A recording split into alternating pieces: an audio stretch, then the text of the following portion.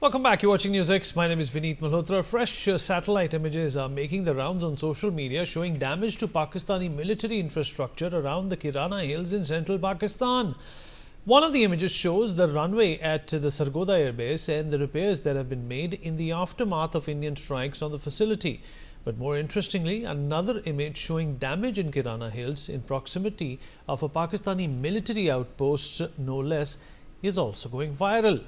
Well, we do not know what the image of purported damage in the Kirana Hills, which is said to house the Pakistani military nuclear infrastructure, actually shows. However, it does raise the question that in the event of any such conflict, does Pakistan even have control of its own nuclear arsenal? Air Marshal A.K. Bharti has outrightly denied any strikes in Kirana Hills, even going so far as to say that India wasn't even aware of nuclear facilities in that particular area. However, one of India's initial targets after escalation of exchanging fire across the border was at the Sargodha Air Base, which falls less than 50 kilometers away from the Kirana Hills area. We do not know what these images actually show. It could just be a natural formation in the hills, or it could be evidence of a precision strike.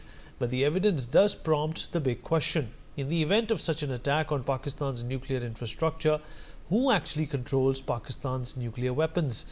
Is it Pakistan, the USA, China, or does this reveal, does this revelation actually tell us that Pakistan does not control its own resources? They could be prey in the future to unwanted elements. We'll talk about this with our guest. Joining us on the program is Ambassador Bhaswati Mukherjee, former diplomat, Major General G.G. Dwivedi, global strategic and defense expert, also with us on the program.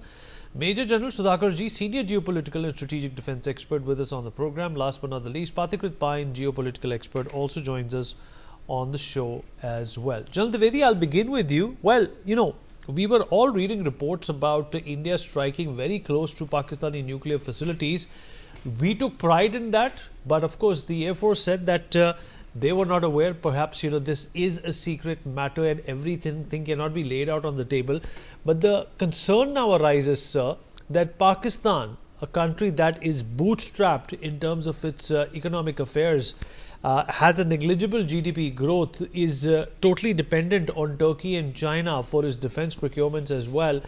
Will it be on a verge or an anvil where its nuclear arsenal could be susceptible to unwanted and untoward elements, and that in itself could be a bigger headache for India? What is your take on this revelation that has taken place and all these images that are going viral? I also believe, sir, you can correct me if I'm wrong, that two nuclear countries always have a pact with each other that we will strike everything that we can when we fight amongst each other, but we will refrain from attacking your nuclear facilities. Am I right, sir?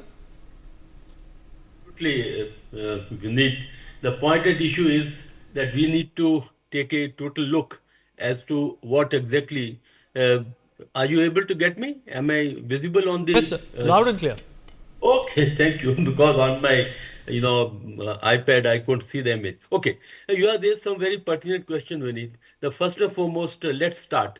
Whenever you carry out an operation, there are very, clearly defined aims and objectives. In this case, India retaliated when Pakistan targeted our installations, and the aim was twofold. First and foremost, to decapacitate, disable the Pakistani nuclear, Pakistani air assets, and second is that to send a very strong message that in case you continue like this, then there going to be a very serious retribution.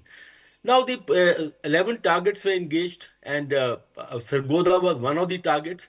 Now, whether we, targeted their nuclear facility or did not, so that was the best that could have been given out by our, military commanders who were actually on the press conference, and they evaded the issue.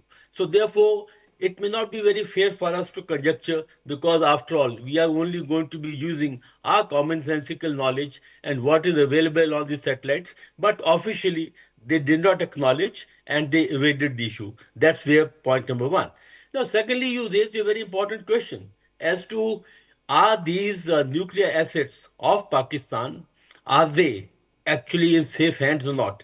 To best of my knowledge, they have a system, they have a structure and they have a mechanism in which they kind of, I would say, high command is there, which is both on paper, it is both military and the civil government, and their government always say that we have a hybrid system.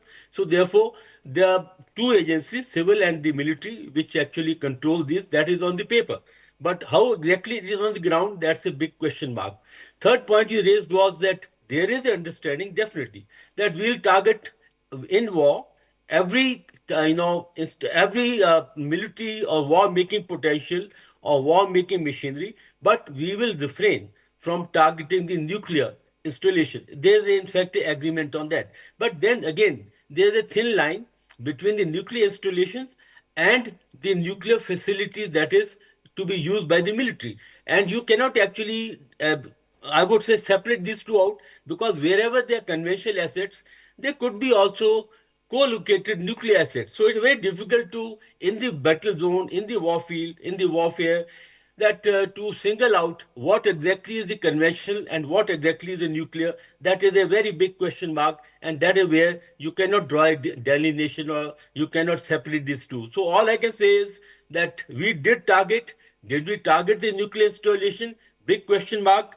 Pakistan has a mechanism, they have a structure to control the nuclear assets. How far it is effective on the paper or on the ground, again, big question mark. And of course, we have an understanding that we will not target each other military installations, or I mean nuclear installation, but in the war zone, it's very difficult to figure out what is conventional and what is nuclear. Vineet. What's the scenario over here, ma'am, according to you? Did we, target something and miss